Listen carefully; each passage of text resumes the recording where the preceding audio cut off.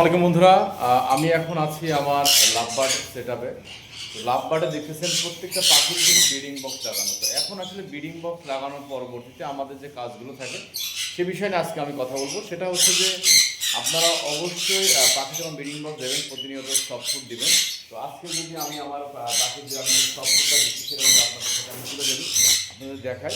তো দেখেছেন এখানে কিন্তু বিভিন্ন রকম সিদ্ধ ডাউলের সাথে পাশাপাশি কিন্তু বিভিন্ন রকম ভেজিটেবল আছে। ভেজিটেবলের ভিতরে আপনার দিচ্ছি বিটরুট, গাজর, দিচ্ছি, সাথে কিন্তু ওই বাঁধাকপি দিচ্ছি এবং ব্রোকলি, এর সাথে কিন্তু সিদ্ধ ডিম এবং এক ফরমালিন এক।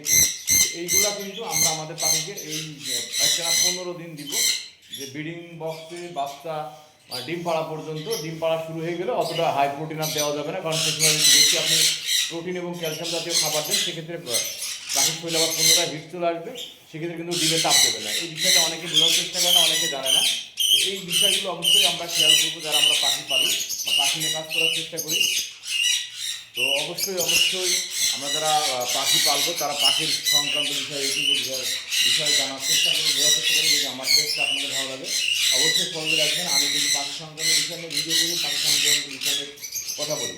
কখন কোন রোগের কোন ট্রিটমেন্ট, কখন কোনটা করতে হবে না করতে হবে সেটা কিন্তু আমি প্রতিনিয়ত ভিডিও আপলোড দিয়ে দেবো। আশা করি যারা বুঝতে পারছেন তারা ভালো থাকবেন। শুভকামনা। আসসালামু আলাইকুম।